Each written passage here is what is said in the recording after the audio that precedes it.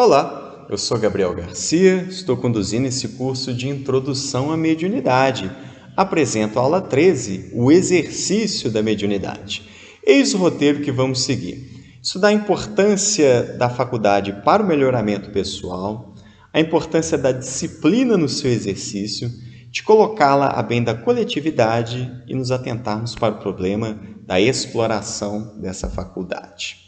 Pensemos nos médiuns que usam mal a faculdade. É um dom de Deus que ele distribui para as criaturas e nós vamos ver indivíduos que usam isso de maneira deplorável. Então Kardec pergunta, não seria mais justo entregar essa faculdade apenas para aqueles indivíduos que são elevados, que vão lhe dar uma finalidade séria, útil? Como justificar indivíduos que fazem mau uso dessa faculdade? E o comentário dos Espíritos é o seguinte: o mesmo se dá com a mediunidade, e ele está fazendo aqui comparação com as outras faculdades, quer dizer, enxergar, escutar e por aí vai. Se há pessoas indignas que a possuem, é que disso precisam mais do que as outras, para se melhorarem. Pensas que Deus recusa meios de salvação aos culpados? E é muito legal isso assim, porque primeiro, o nosso parâmetro não é o mesmo parâmetro de Deus, então a gente tem que saber o nosso lugar no processo da vida. E segundo, de que aqui uma ênfase, mediunidade é para que eu me melhore. A gente adotou uma postura muito piegas no Espiritismo de achar que a gente tem a mediunidade para ajudar o espírito sofredor, e aqui está claro. Primeira e mais importante função da mediunidade, melhorar-me. No exercício da mediunidade é para isso. Eu preciso me transformar em uma pessoa melhor, e a mediunidade é uma ferramenta para isso. Então, se há indivíduos que são ruins, mas têm a mediunidade, é porque Deus quer que elas tenham essa ferramenta. Claro, responderão pelo uso. A gente precisa pensar no exercício disciplinado da mediunidade. A gente só vai alcançar resultados frutuosos desse auto-melhoramento e até produzir bem para os outros, se a gente tiver um mínimo de disciplina para realizar essa faculdade ao longo da nossa vida. E tem um comentário de Kardec que indica o caminho nesse sentido. Ele fala assim: bom é que os médiuns adotem o sistema de só trabalhar em dias e horas determinados, porque assim se entregarão ao trabalho em condições de maior recolhimento. Olha que orientação importante que Allan Kardec fala para nós. O indivíduo não tem que viver em função da mediunidade. Claro que a faculdade existe o tempo todo, minha gente. A faculdade não desaparece, que a gente está realizando alguma atividade do mundo material. A faculdade é permanente, mas o exercício não. Então a gente precisa dar conta da nossa vida material, que a gente está encarnado com vários propósitos e a gente tem que atender essas necessidades típicas do mundo corpóreo, e o exercício da faculdade mediúnica, reservar os dias e horários determinados. Olha aí. Então o indivíduo, por exemplo, que vai participar de uma reunião mediúnica, ele está adotando um sistema que facilita ele adquirir essa disciplina. Tá? E Kardec ainda traz um ponto importante. Ele dá ênfase no recolhimento. Todas as vezes que Kardec fala de como nós devemos participar dos fenômenos mediúnicos, sempre vai aparecer essa indicação. Recolhimento, é preciso a gente guardar calma, seriedade para entrar em contato com os espíritos. Isso também é um processo de disciplina mental, disciplina do grupo, que organiza o espaço, que organiza aquele tempo para que os indivíduos possam se concentrar e aí terem um contato frutuoso com o mundo espiritual. Allan Kardec vai discutir sobre a parábola da figueira que secou. Foi contada por Jesus entre as várias histórias que ele nos legou. Como toda parábola, ela é profundamente simbólica e fértil de significados. À medida que a gente vai pensando sobre essas histórias, a gente descobre novas angulações e novas aplicações. E eu achei muito curioso que, quando Kardec discute essa parábola, ele faz até alguns comentários de aplicações gerais, mas ele tem um tópico onde especificamente ele aplica a discussão dessa parábola para o exercício da mediunidade. Eu achei tão interessante. Ele diz assim, um recorte do que está lá. Nos tempos atuais de renovação social, cabe-lhes uma missão especialíssima, cabe aos médiuns. São árvores destinadas a fornecer alimento espiritual a seus irmãos. Multiplicam-se em número para que abunde o alimento. Eu acho tão significativa essa expressão que Kardec usa, alimento espiritual. Esse é papel do médium, alimentar os seus irmãos espiritualmente. Minha gente, alimentar com instruções dos espíritos, com mensagens que digam respeito a como é a vida no mundo espiritual, no sentido assim, quais são as consequências para nós no mundo espiritual, de acordo com aquilo que vivemos no mundo material. Esse alimento que é consolo, o indivíduo que entende, percebe que os seus queridos continuam existindo no mundo espiritual, continuam com uma relação de afeto, que estão esperando esses queridos quando partirem pela morte também. Muito importante a gente ter isso em mente. Que tipo de fruto a gente está entregando para as outras pessoas no exercício da mediunidade?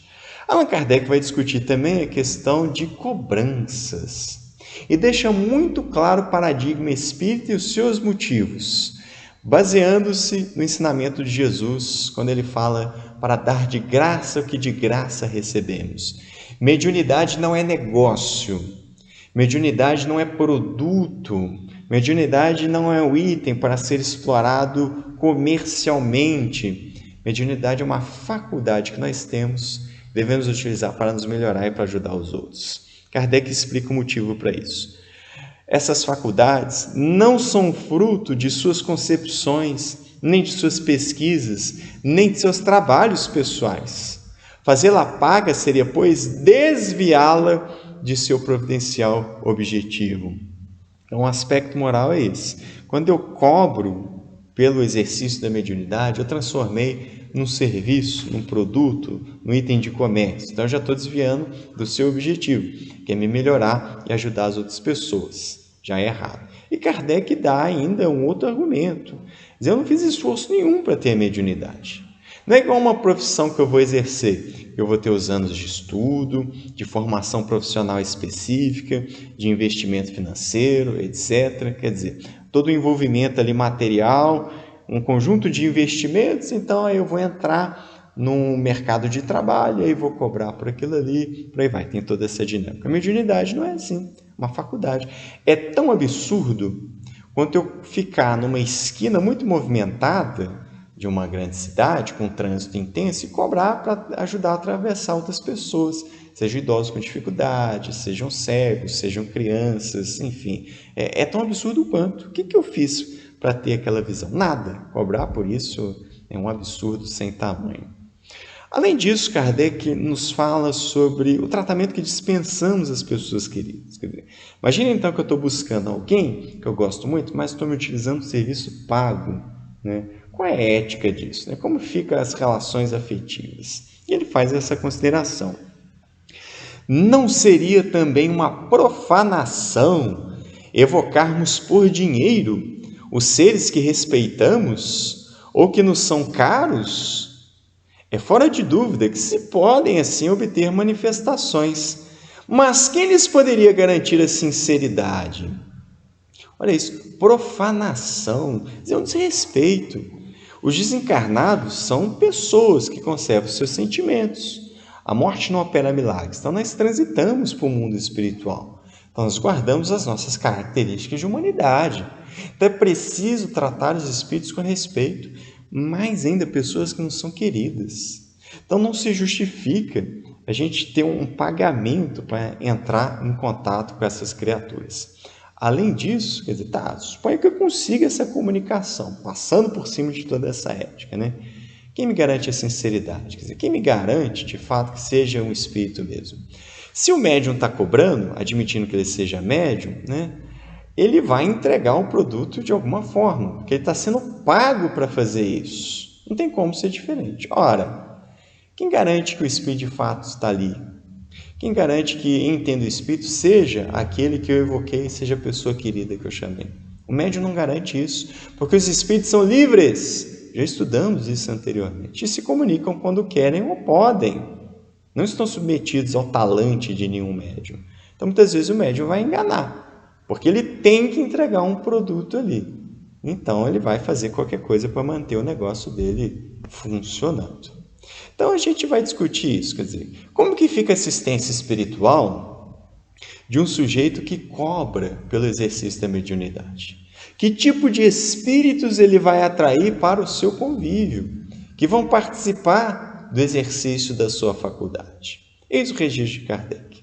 Ora, a primeira condição para se granjear a benevolência dos bons espíritos é a humildade, o devotamento, a abnegação, o mais absoluto desinteresse moral e material.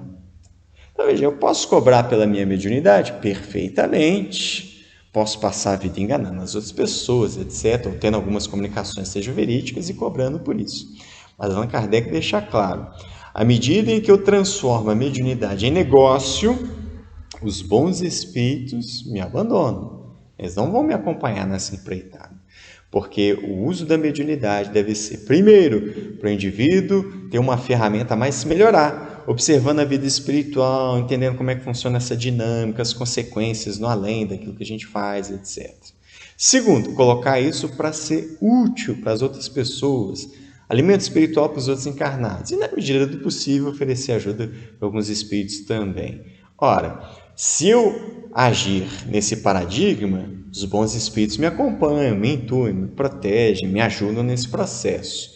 Se eu transformo isso numa especulação, aproveitando a dor dos outros, a desgraça dos outros, as carências das pessoas para fazer dinheiro em cima disso, então os bons espíritos retiram e eu vou estar escolhendo através desse comportamento, dessas atitudes, espíritos que se afinizam com esse tipo de ideia e de comportamento, espíritos ruins, inferiores, que vão inclusive me estimular no meu gosto, na minha ambição, para que esse negócio cresça indefinidamente. Ora, e aí insistimos nesse ponto. Uma vez que a gente adota a postura de comércio, a gente vai ter o problema de não ser capaz de garantir a presença dos espíritos. E a Kardec explora isso de maneira muito clara. Não pode tornar-se a mediunidade uma profissão. Ela não existe sem o concurso dos espíritos. Não há, portanto, um único médium no mundo capaz de garantir a obtenção de qualquer fenômeno espírita em dado instante. Se o médium falar que garante, ele é um mentiroso ou um iludido, ou talvez as duas coisas ao mesmo tempo. Nós não mandamos nos espíritos. Não tem como obrigá-los a fazerem as comunicações. É impossível.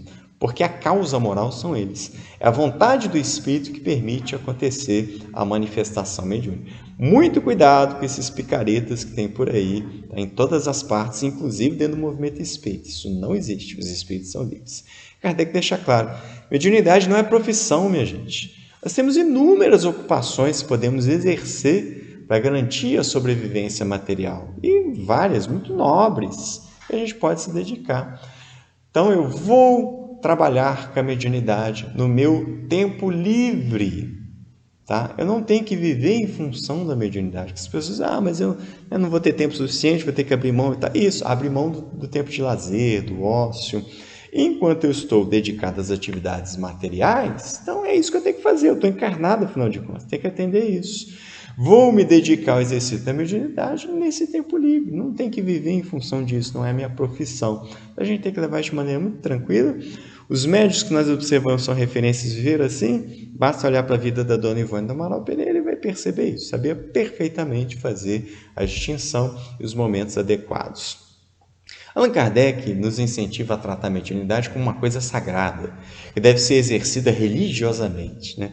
Acho bacana essa visão que ele passa para a gente, porque é uma posição filosófica, é uma posição moral e, ao mesmo tempo, é uma marca da coerência, porque foi assim que ele lidou com a mediunidade e com os médiuns. Então, está grafado como orientações nas suas obras, mas também a maneira como ele conduziu os trabalhos mediúnicos, né, de que ele participou. Então, olha aí a orientação dele. Procure, pois, aquele que carece do que viver, recursos em qualquer parte, menos na mediunidade. Não lhe consagre, se assim for preciso, senão o tempo de que materialmente possa dispor. É aquilo que a gente já vim até comentando anteriormente. A gente não tem necessidade de ser um médium exercendo a faculdade 24/7. Eu me lembro de algumas pessoas que são muito requisitadas porque são médiums, né? A gente tem que estar muito atento a isso. Primeiro, ter desconfiança. As pessoas ficam bajulando muito médium, procurando muito médium. Na verdade, estão querendo criar ali uma dependência com aquele médium, com aquelas consultas, no guiísmo mediúnico, tá? Então, isso já é ruim por si só.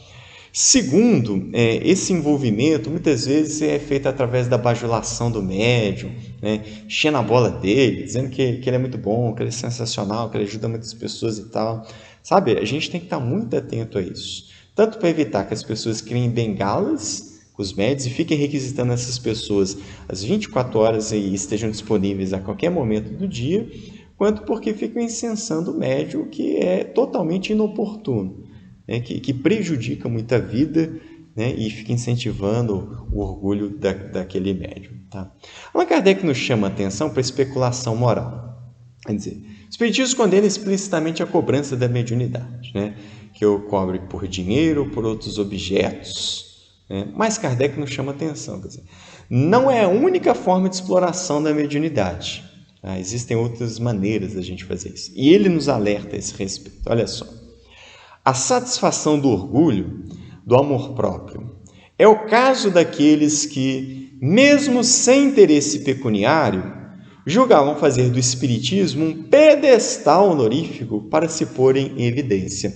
É o que ele chama de especulação moral. Quer dizer, não há cobrança na forma de dinheiro, não há cobrança na forma de presentes ou de contribuições, aspas, para o centro espírita que o sujeito está vinculado, mas existe essa outra modalidade de cobrar, de ser mercenário na mediunidade, que é transformá-la num palco para que o indivíduo brilhe, assim, vire uma figura famosa, destacada, né, no meio das outras criaturas. A gente tem que tomar muito cuidado com isso.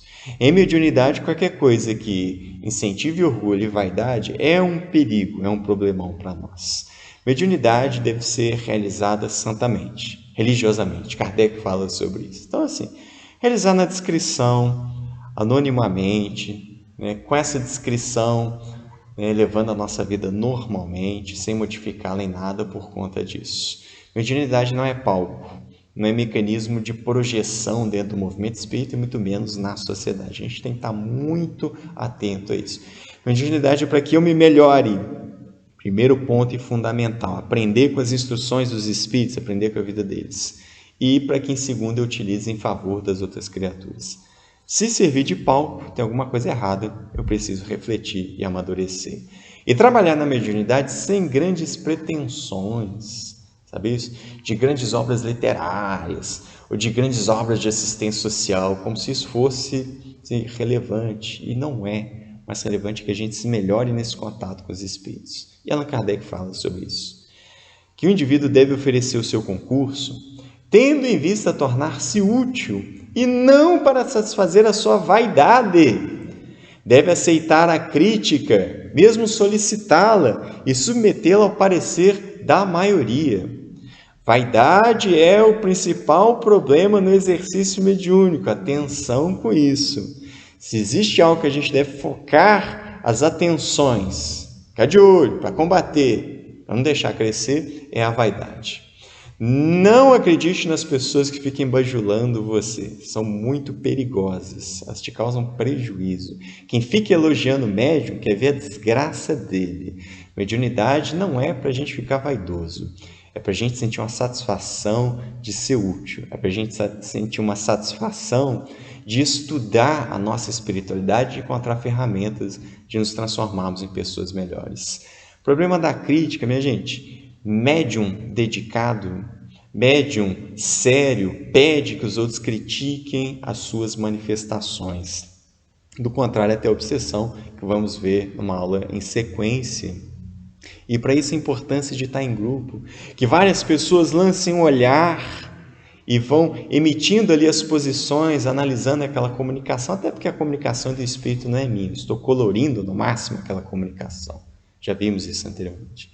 Então, o médium tem que estar atento no problema da vaidade, não deixar crescer isso, porque nós somos metidos a pavão, ficar de olho nisso, solicitar a crítica dos outros sempre para aquilo que ele recebe. É o conteúdo de hoje. Fique com Deus.